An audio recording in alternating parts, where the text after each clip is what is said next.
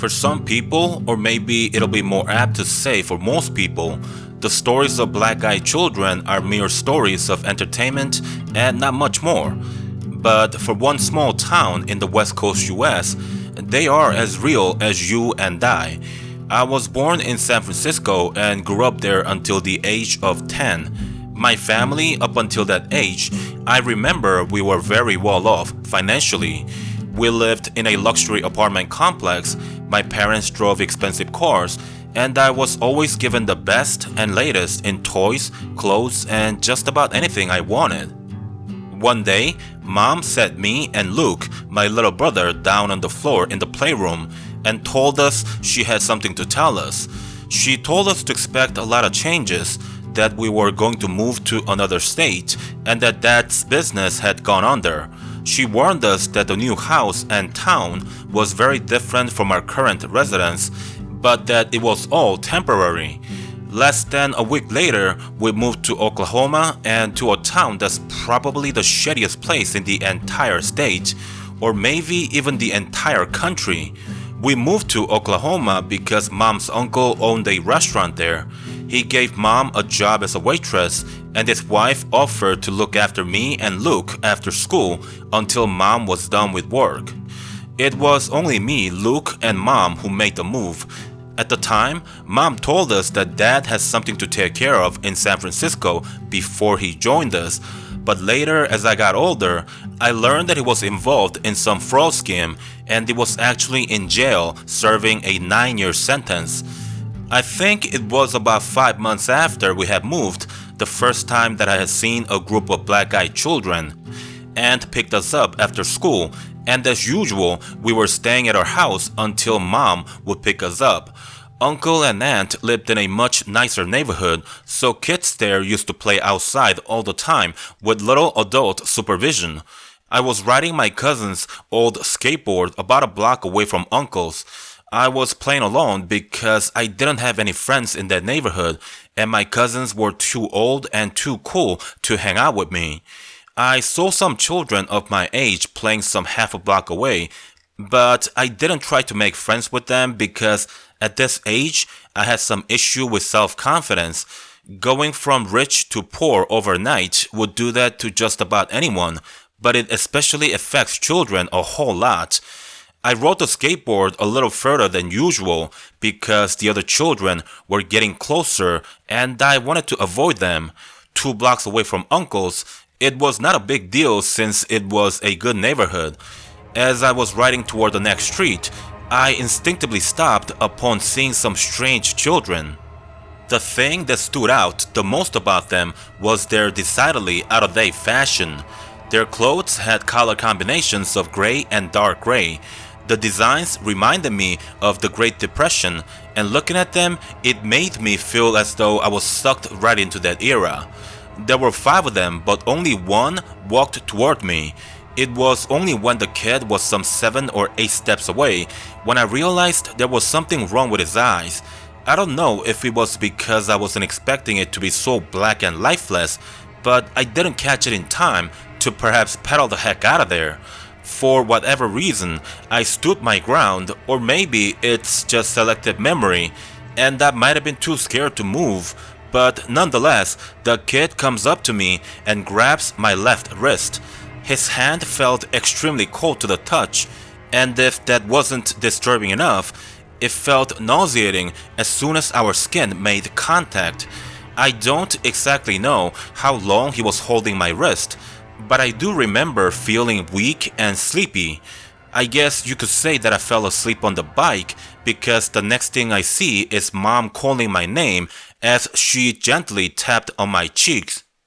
I was fully awake in a few seconds and Mom asked me if I was okay.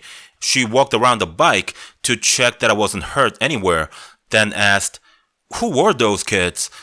I told her I didn't know them and explained to her what had happened.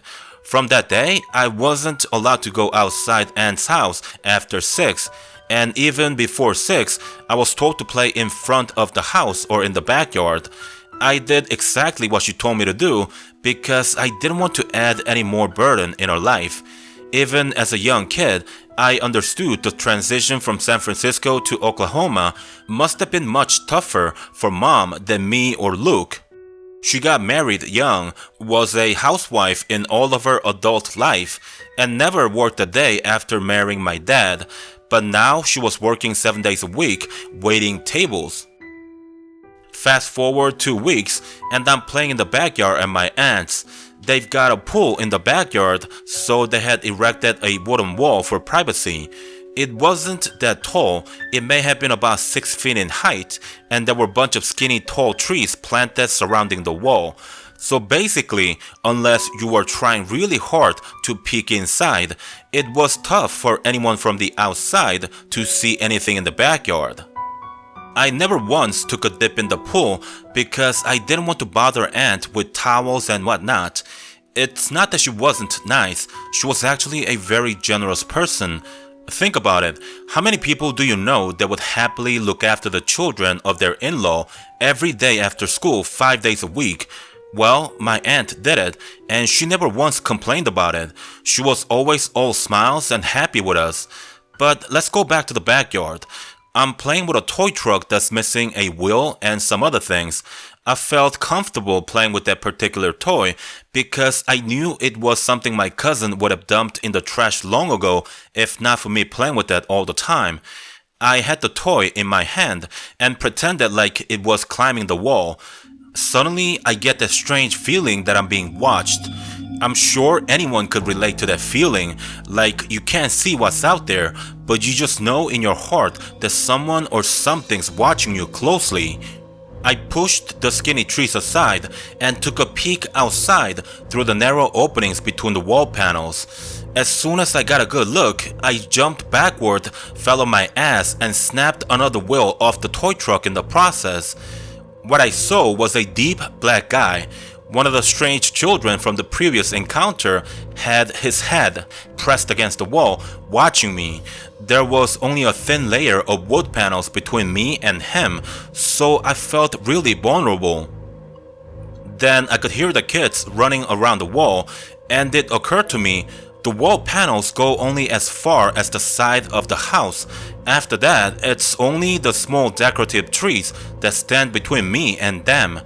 I let go of the toy truck and ran inside the house.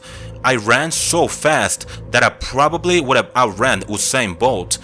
Once inside, I quickly locked the sliding door, which by the way is made of clear glass. I wanted to call for Aunt, but even in that possibly dangerous situation, I still didn't want to bother her with my concerns, so I just stood there with one hand grabbing the far end of the door and the other firmly pressing on the lock. Seconds later, the children arrived at the door. All of them pressed their hands against the glass, and all their eyes were fixated on mine. Then bam, just like that, the glass door shattered. I could see blood dripping from my forehead as I slowly backpedaled toward the living room. The same boy from last time quickly caught up with me and grabbed my wrist again. I felt the same sensation from last time. I was out again because I woke up to a screaming and shouting aunt. It looked as though she threw a chair on the boy who held my wrist because it was laying on his side right next to the boy.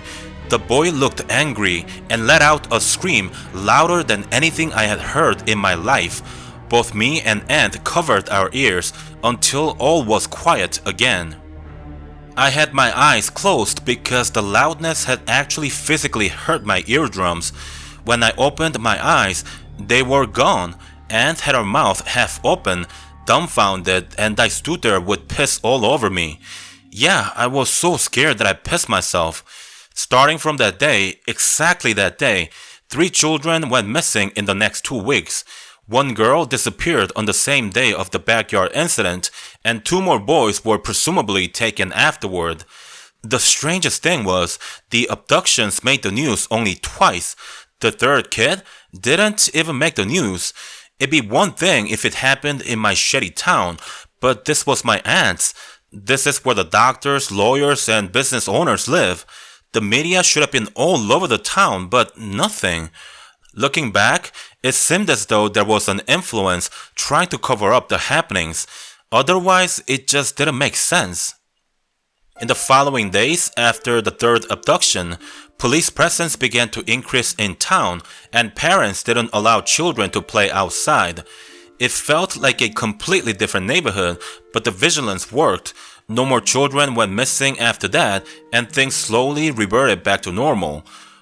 For many years thereafter, there were isolated incidents where people had witnessed the black-eyed children, but news of those reports circulated quickly and parents knew what to do this time. Many people moved out of the neighborhood, but new residents quickly replaced them. My aunt was one of the first people to move to a new town, so I didn't get to see that town for long either. 25 years later, I'm a police officer in a town about 25 miles east from the old neighborhood. The calls about the black-eyed children persist till this day, and there have been cases which, in my opinion, should have been linked to those strange children, but they never were because no police officer wants to file an official report about a group of black-eyed children. Luckily for me, I never had to respond to a call about the black-eyed children, but if I continue working as a cop in this part of the town, I'm afraid it's only a matter of time before I have to face my ultimate fear. I believe there's a saying that goes something like, "There's a grain of truth in every joke." My partner said that the other night while we were out on patrol. It had nothing to do with the black-eyed children, and he was just referring to something our captain had mentioned earlier that day. However, when he said those words, I began thinking, perhaps there is a grain of truth in every urban legend as well. I already know the black-eyed children are real as anything in this world. Now think for a second if all those scary stories you loved reading and telling as a child are actually real. I'm a police officer, and yet I can't even officially document a case about a bunch of children that go around and abduct other young ones. If Bigfoot is real, if the Goatman is real, if the Skinwalkers are real, do you think that will be reported on an official report of a police officer or any other person in law enforcement? I would answer that for you, but I think you already know what I'm going to say. I don't know what else is out there. I've never seen anything else that I would choose not to discuss in public. But I can, however, absolutely attest to the existence of the black-eyed children. If you ever see one, don't do what I did and just run to the opposite direction as fast as your legs can take you. That is the end of this video, and by the way, I do apologize if the audio is a bit echoey. I'm recording this on a stool in my kitchen because it's only the outro and I'm sure you guys wouldn't mind. So anyways, I'm working as fast and as hard as I can to catch up with all the subscriber submitted stories right now. Some of them I have rewritten and the shorter ones I haven't. You'll probably recognize the ones that I have rewritten heavily and the ones that I haven't by the length alone.